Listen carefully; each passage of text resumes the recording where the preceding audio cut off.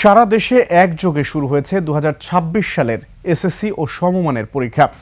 বাংলা প্রথম পত্রের পরীক্ষার মধ্য দিয়ে আজ সকাল 10টায় শুরু হয় পরীক্ষা। কঠোর নিরাপত্তা, সিসি ক্যামেরা ও ভিজিল্যান্স টিমের নজরদারিতে শান্তিপূর্ণ পরিবেশে পরীক্ষা অনুষ্ঠিত হয়েছে বিভিন্ন জেলায়। প্রতিনিধিদের তথ্য ও ভিডিওতে মনোয়ার হোসেনের রিপোর্ট।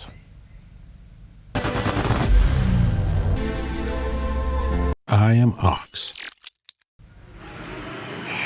মানিকগঞ্জের সিংগাইর উপজেলায় আকস্মিক পরিদর্শনে যান প্রাথমিক ও গণশিক্ষা মন্ত্রী আ.ন.ম এহসানুল হক মিলন। তিনি জয়মন্টপ উচ্চ বিদ্যালয় ও শাহরাইল উচ্চ বিদ্যালয় কেন্দ্র ঘুরে দেখেন।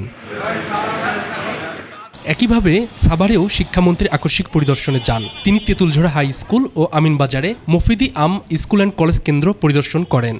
সাভারে 19টি কেন্দ্রে প্রায় 15,000-এর বেশি পরীক্ষার্থী অংশ নিচ্ছে বলে জানিয়েছেন উপজেলা প্রশাসন। এরকম পরিবেশ আসলে এত সুন্দর সুষ্ঠু পরিবেশ দীর্ঘদিন যাবৎ পরীক্ষার হলে দেখা যায়নি, তো বেশ ভালো লাগছে। আমরা আশা করছি সকল পরীক্ষাগুলোই সুষ্ঠু, সুন্দর এবং নকলমুক্ত পরিবেশ আমরা গ্রহণ করতে পারব।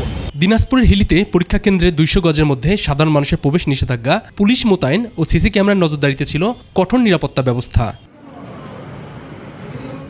নাটোরের সকাল থেকে কেন্দ্রগুলোর সামনে দেখা যায় পরীক্ষার্থী ও অভিভাবকদের ভিড়। যানজট এড়াতে অনেকেই আগেভাবে কেন্দ্রে প্রবেশ করে। প্রশাসনের পক্ষ থেকে গঠিত ভিজিল্যান্স টিম পুরো পরিস্থিতি পর্যবেক্ষণ করে। চট্টগ্রাম শিক্ষা বোর্ডের অধীনে 1,30,000-এর বেশি পরীক্ষার্থী 218টি কেন্দ্রে অংশ নিচ্ছে। বরিশাল, খুলনা, কিশোরগঞ্জ ও ঠাকুরগাঁও সহ বিভিন্ন জেলাও একই চিত্র দেখা গেছে। সবখানে নকলমুক্ত ও সুষ্ঠু পরিবেশ নিশ্চিত করতে নেওয়া হয়েছে কঠোর ব্যবস্থা।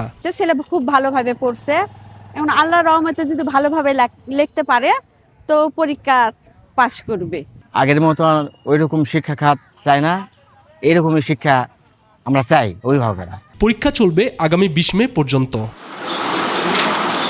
Monowar Hossain, desk report, 21 television.